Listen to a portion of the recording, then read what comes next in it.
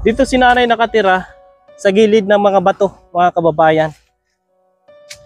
Hindi delikado itong bato, Nay? Kasi baka gugulong. Hindi man. Mga kababayan, nandito tayo ngayon sa Barangay 4 sa Matlag. At meron tayong subject dito. Isa pong senior citizen na wala pong pamilya dito sa area. At ito po ay tinutulungan ng mga residente dito sa barangay. Dito si nanay nakatira sa gilid ng mga bato, mga kababayan. Nay, kamusta po?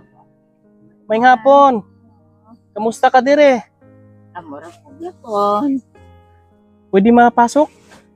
Papasok ako ha. Pasok tayo dito sa bahay po ni nanay. Kasama natin ngayon si Lynn. Kung yung nakikita, ito yung bahay ni nanay po, mga kababayan. Open lang siya. Nay, nasa interview po kita. Baka intindi ka lang po ng Tagalog. Nakaintindi man. Kamusta po ang buhay mo dire? Amora mong yapon. Lugay ka na dire nakapuyo? Ay, dugay na po. Ito, 2009 pa. Unsay pangabuhian nimo dire? Nang mughag kahoy. Nang uma-uma po ko dito. Uma-uma. Na kayo mga yuta dire? Awa ko yuta. Sino ang nagbibigay ng pagkaon nimo dire? Bugas, sulod balay. Kura. Meron ka bang mga pamilya dito sa malapit? Wala. Ikaw lang mag-isa dito sa lugar na ito? Wala ko pamilya. May dati ko anak. Tuwa sa Masbati. Malalayo sila. Oo. Alam ba nila na yung sitwasyon mo ngayon? Ito yung loob ni nanay, yung sa loob ng kanyang bahay. Pag naulan, di ka nabasa dito? Dili. Hindi delikado itong bato, Nay? Kasi baka gugulong. Hindi man. Hindi ito bababa ang bato. Hindi. Ito lang ang takip ng bahay ni nanay. Hindi naman ito tumutulo. Dili. Ano mo? Na. Isda. Sarap ang ulam ni nanay. Oo. Paksyo. Pagtew. Nakita natin dito, wala kang mga damit. Damit mo? Na. Sa diin. Bigyan kita baro. Ha? Oo. Tapos bugas. Para na kay bugas. Ano pa ang pwedeng mabulig namon sa imo di? Matulong namin sa iyo. Wala na. Bugas. Bugas lang. Meron ka bang panawagan sa mga ibang kamag-anak mo? Baka merong mga kamag-anak na hindi alam yung sitwasyon mo ngayon na yung pala ay pwede ka nilang matulungan. Wala na? Wala na. May dala tayong damit, bigas kay Lola.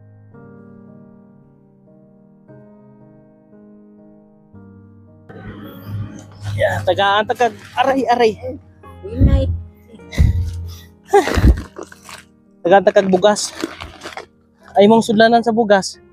Balde. Ay ito. Ito lang po ang bigas po ni Lola, mga kababayan. No? Kaya malaking tulong ito. Nay, nakakay bigas.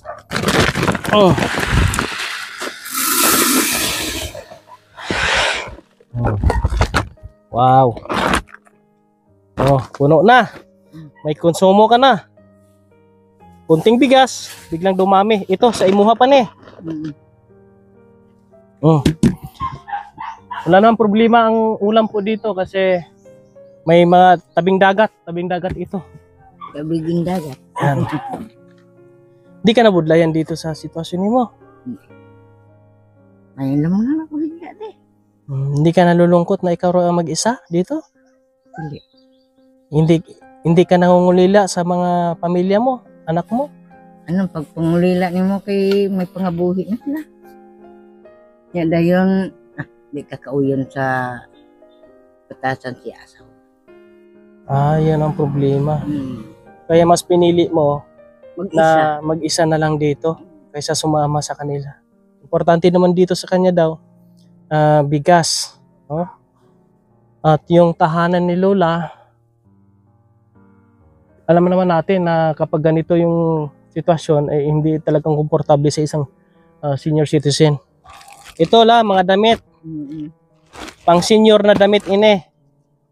Yung mga luma ni mo na damit, i-ano mo na, may bago ka ng mga bayo. Ha?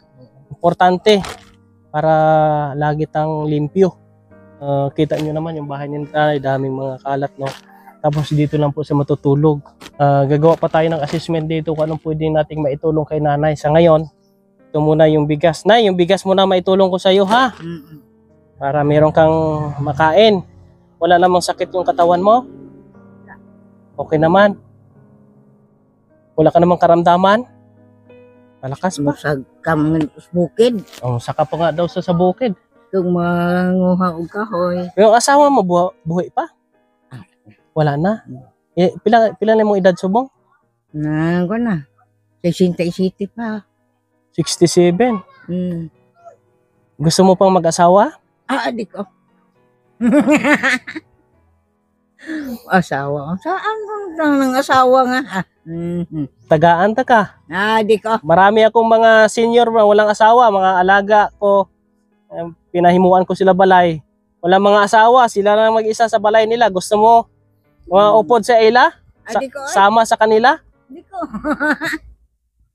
Fine lang na mag-isa ha. Hindi, ano lang, friends lang ba? Friends. Maawayan ka pa. Hindi, wala man sila asawa.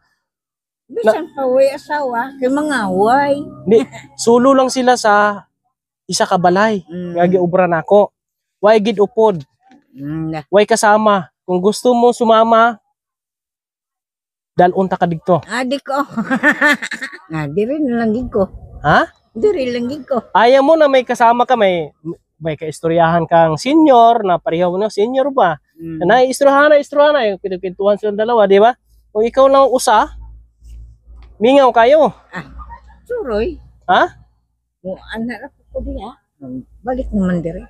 Mga kababayan, no? Ito lang po yung sitwasyon ni Lola at napag-alaman natin na siya lang pala mag-isa dito sa lugar na ito. Wala siyang pamilya dito ho, sa area na ito, mga kababayan. Kaya nais lang naman niya is magsulo. No? Dahil hindi sila nagkaintindihan ng kanyang pamilya daw po. No? Kaya sana kung merong ibang makatulong dito kay Lola. Ano pa ba ang pwedeng maitulong, maibulig namon sa imo, Lola? Ano gid ang kinahanglan mo di? Mura na pagkaon. Pagkaod lang. So, imo balay pag umulan? Di naman. No? Ha? Di naman. Kung ulan, dire. Basi maligid ka bla? Hindi Delikado dito. Kung may ara makabulig sa aton na mapatindugan ka sang balay nga maayo-ayo, okay sa imo? Tukod man ko diha ron. Balik ko na diha ang kung kuan balay. Kana na diha, mayo na diha na anak ko diha. Yung mga kabayan, yung dati niyang bahay, yung bahay na yan, yung nasira. Pangin din po, bakilid, delikado. Sa patag, wala sa patag. Hindi man tayo butang patag kay wala man. Huwag kabutangan. Hindi, kay kapitan dire. Mga itabulig nga basi may gamay nga space na pwede mapatindugan o patayuan ng bahay kubo na ganito kalaki. Para dito ka na sa patag, dili na sa bakilid. Kay delikado man na dire. Biskan light materials lang, kahoy lang batanan ba? Lang kay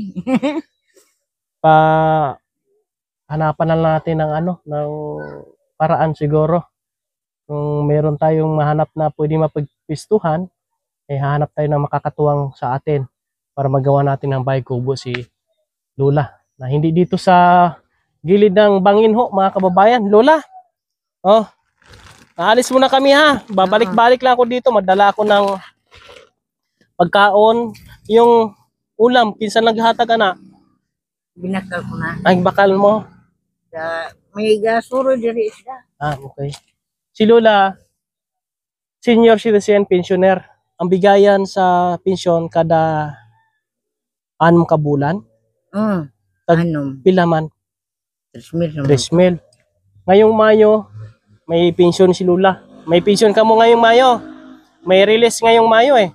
Balita ko may release po, no? Kaya ho, magkakaroon ng pera yung mga senior, may pambili siya ng ulam. Ayan, ito lang po mga kababayan ang pagbisita natin kay Lola. Ano ulit pangalan ng Lola? Julieta. Lola Julieta. Medyo parang senior na rin ako la, kaya makalimutan ako. Di pa. Ayan po mga kababayan, no? Uwi muna si Kuya Raymond at naway ay merong makatulong po dito kay Lola. Siguro ang tangi pong magawa natin dito ay yung pagkain niya sa pang-araw-araw po mga kababayan. At itong sitwasyon niya dito ngayon ay mahirap din kasi nasa bangin po, no? Kung inyo makikita yung kanyang bahay. Dasal lang tayo sa Panginoon na merong ibang makatulong din po sa atin, no? Kaya ingat po kayo dito Lola ha. Salamat sa inyong pagsama. Ito yung unang pagpunta natin dito kay Lola. Ito yung kanyang bahay. Yung makikita ay nasa gilid po ng bangin po mga kababayan. God bless sa inyong lahat. Lagi niyong maaasahan, kaibigan at sandalan. Kailanman di nagsawang tumulong sa nangangailangan niyang mga kababayan.